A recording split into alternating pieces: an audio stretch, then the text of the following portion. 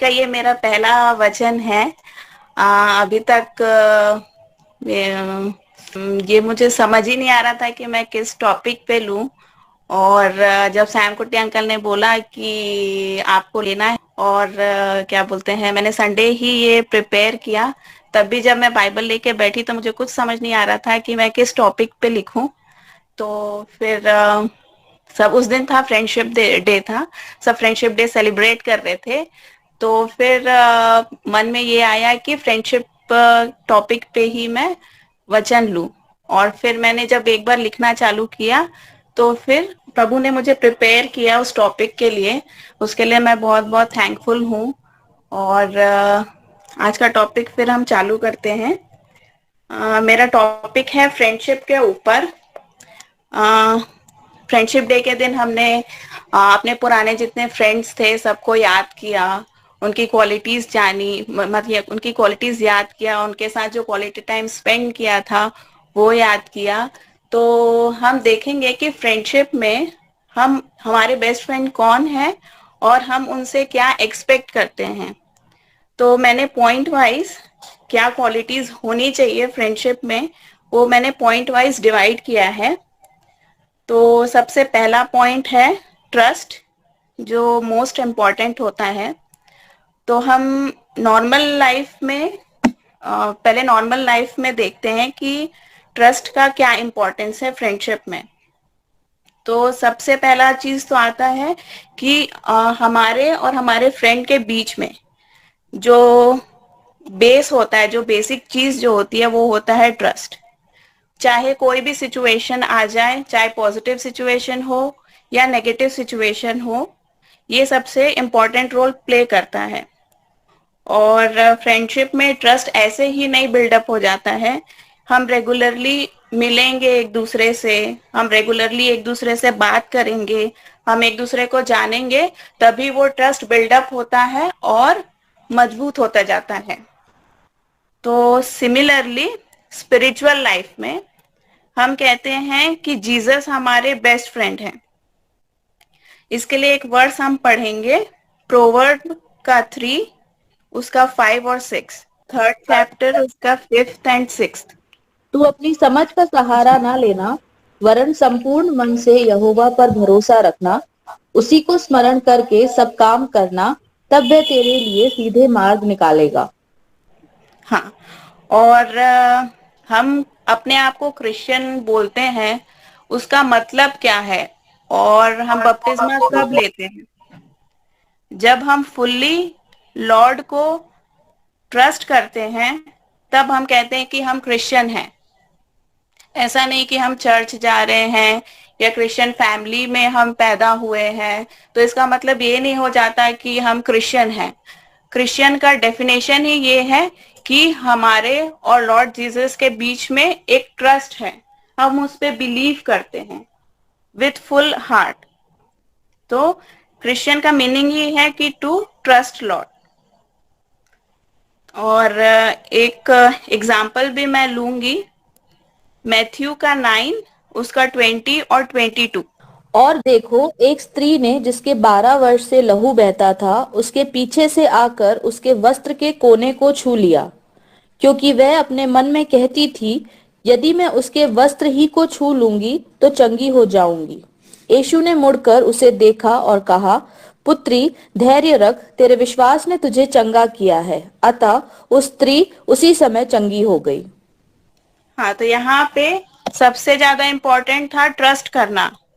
Jesus भी बोलते हैं कि तेरे विश्वास ने तुझे चंगा किया है। तो हम जब कहते हैं कि जीसस हमारा बेस्ट फ्रेंड है, तो हमारे बीच में ऐसा ट्रस्ट होना ही चाहिए। और फिर सेकंड पॉइंट पे हम आएंगे। सेकंड पॉइंट है हमारा लव। ये ट्रस्ट के बाद ये भी बहुत इंपॉर्टेंट पॉइंट है हमारे लिए। हमारे और हमारे फ्रेंड्स के बीच में प्यार तो होना ही चाहिए, चाहे कैसी भी कंडीशन हो।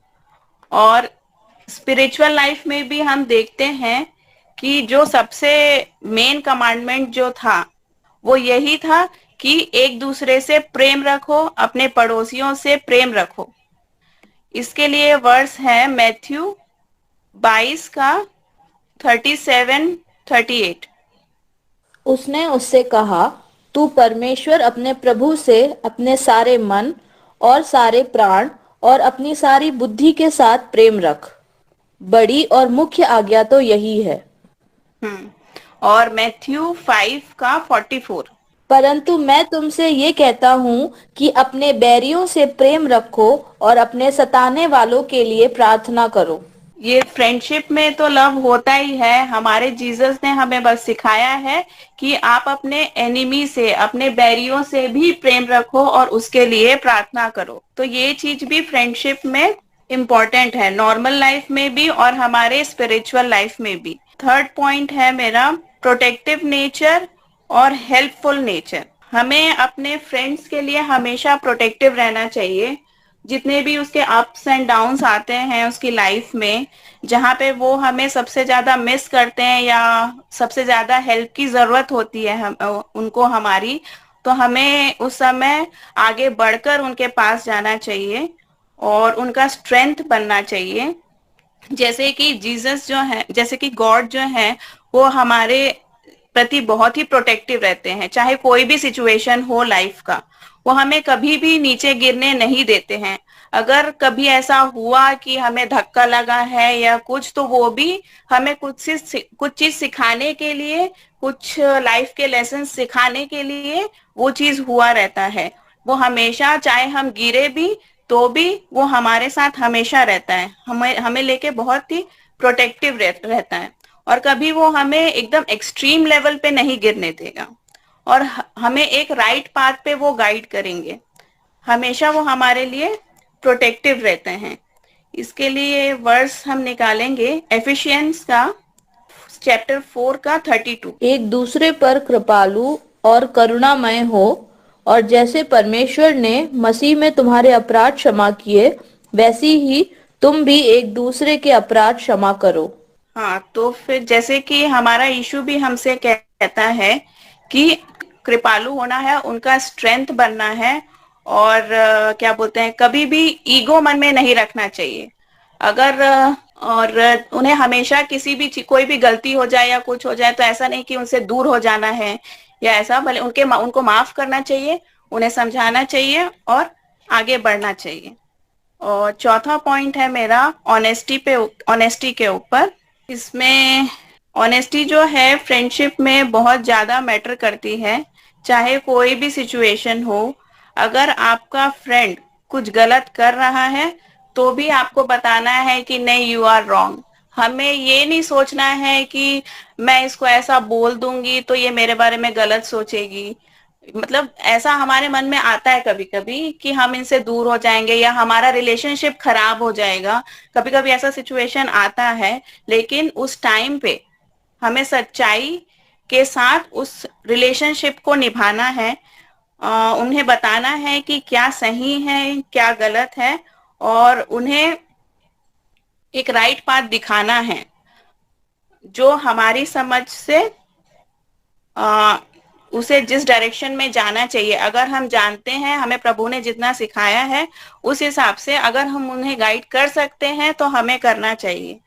और सिमिलरली जैसे कि हमारे स्पिरिचुअल लाइफ में है, हमें भी गॉड की तरफ ऑनेस्टी दिखाना चाहिए। मतलब हमारे ऊपर हमारी कितनी भी गलतियां हो, लेकिन जीसस हमेशा हमें राइट पाथ पे गाइड करते हैं। तो हम जैसे कि हर दिन प्रार्थना कर रहे हैं, हम रोज बाइबल पढ़ रहे हैं या रोज वचन को जान रहे हैं, तो ऐसा नहीं है कि हमें ये करना है रोज इसलिए हम करेंगे। हमें पूरे मन से वो चीज करना है। मतलब एक ऑनेस्टी हमें मेंटेन करना है। और कभी भी हम अगर कोई वचन सुनते भी हैं तो उसे अपनी लाइफ में इम्प्लीमेंट करना चाहिए, उसे फॉलो करना चाहिए। ये नहीं मतलब दूसरों को दिखाने के लिए या हमें ये करना ही है, ये हमारा रूटीन है, ऐसा सोच के हमें नहीं करना चाहिए। हमें पूरे मन से ये करना चाहिए, तभी हम जीसस के साथ फ्रेंडशिप निभाएंगे। पांचवा पॉइंट है मेरा स्पीक पॉजिटिवली और बी पॉजिटिव।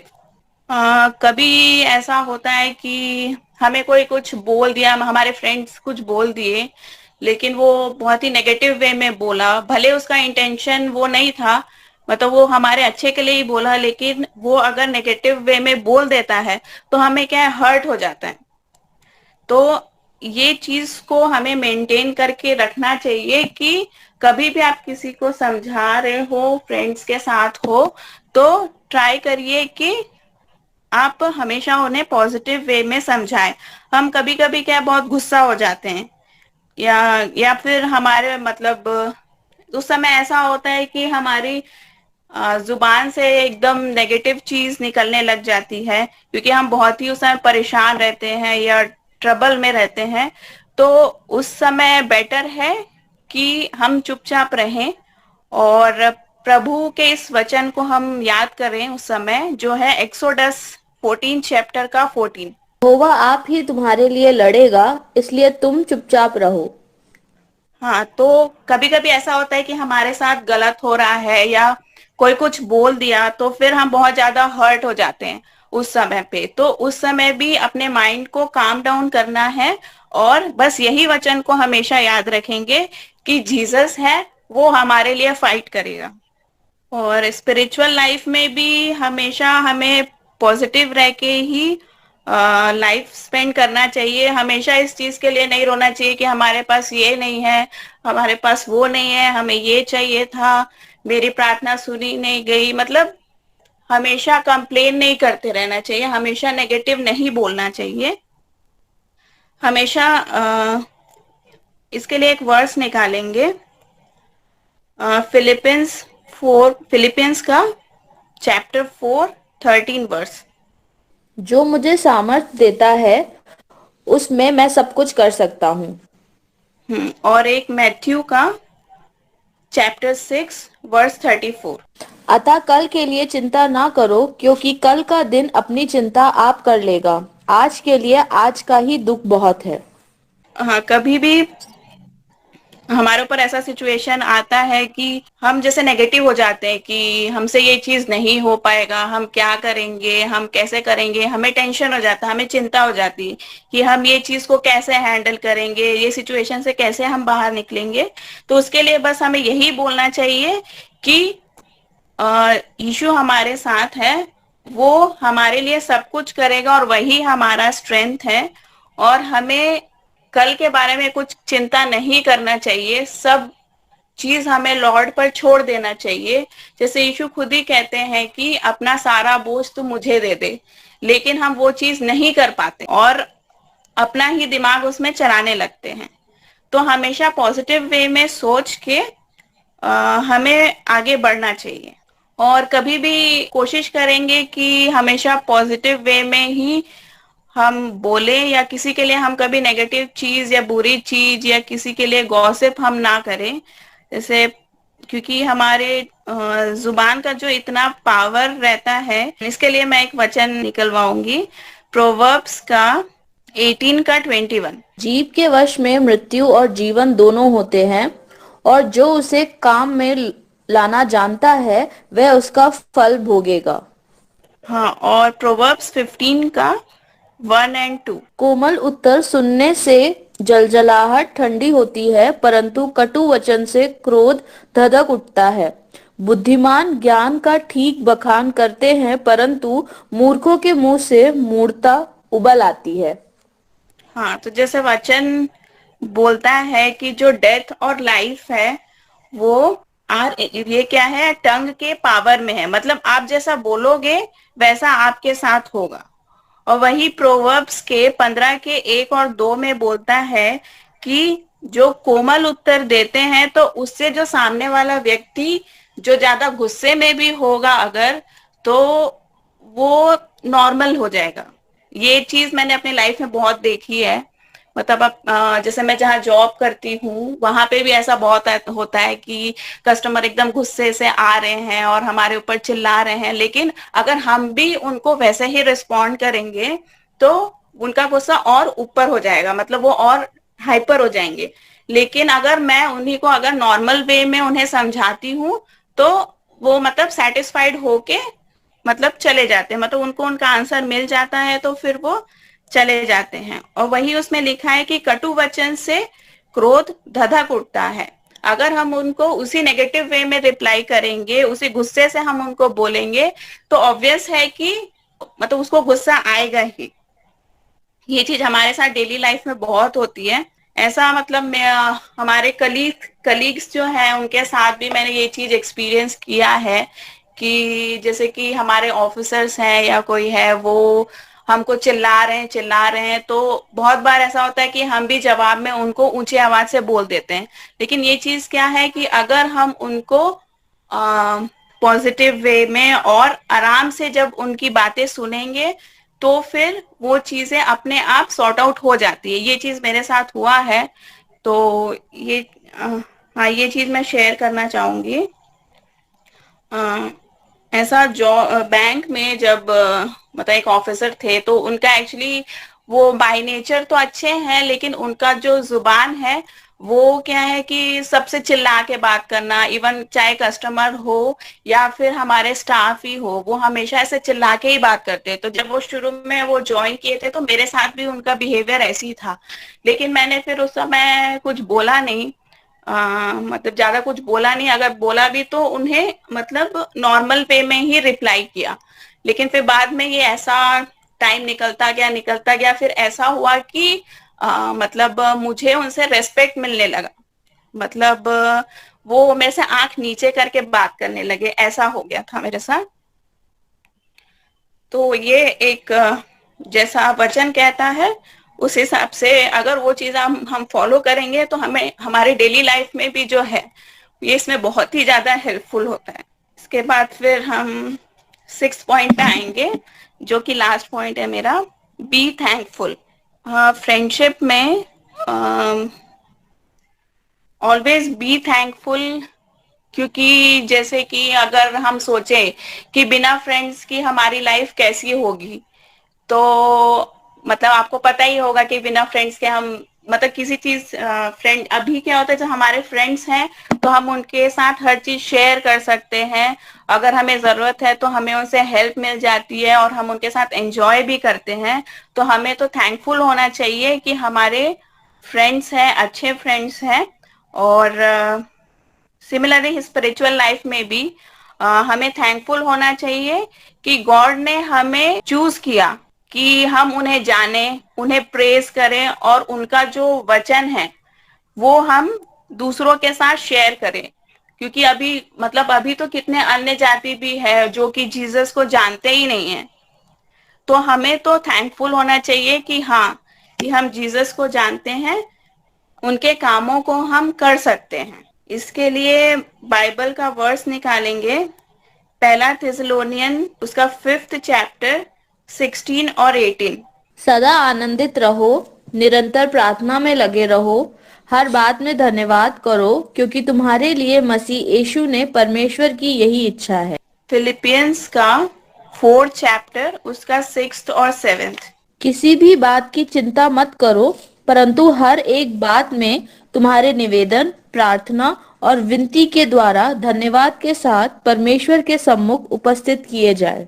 तब परमेश्वर की शांति, जो सारी समझ से बिल्कुल परे है, तुम्हारे हृदय और तुम्हारे विचारों को मसीह यीशु में सुरक्षित रखेगी। हाँ, तो हमें चाहे जैसी भी कंडीशन हो, हमें हमेशा से प्रभु का धन्यवाद करना चाहिए और हमेशा आनंदित रहना चाहिए, किसी भी बात की चिंता नहीं करनी चाहिए। और ताकि जब हम ऐसा करेंगे तो परमेश्वर हमें शांति देता है, जो कि ताकि हम डेली लाइफ के जो भी प्रॉब्लम्स या है वो हम आसानी से हम फिर वो चीज टैकल कर पाते हैं। तो हम कहते हैं कि लॉर्ड जीसस हमारे बेस्ट फ्रेंड हैं, तो हमें भी उनके साथ ये जो क्वालिटीज हैं वो हमें मेंटेन करना चाहिए। हमें फुल्ली ट्रस्ट करना चाहिए। हमें उन्हें बहुत ज्यादा प्यार करना चाहिए जैसे वो हमें करते हैं। और हमेशा हम उनके लिए हेल्पफुल ऐसे हो सकते हैं जैसे कि उनका वचन कहता है, जैसे कि हम उनके वर्ड्स को अगर शेयर करते हैं किसी से और उनके वचन को मानते हैं और अपनी लाइफ में इम्प्लीमेंट करते हैं, तो वो ही हमारा हेल्पफुल नेचर होगा टुवर्ड्स लॉर्ड। और हमें ऑनेस्टी तो मेंटेन करनी ही चाहिए। हमेशा प्रेयर करें लेकिन with full of your heart.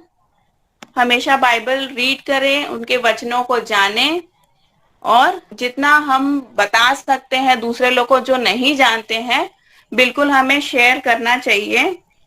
और हमेशा हमें पॉजिटिव एटीट्यूड ही रखना है, और हमेशा हमें थैंकफुल होना है कि हम लॉर्ड को जानते हैं, हम लॉर्ड के बच्चे हैं।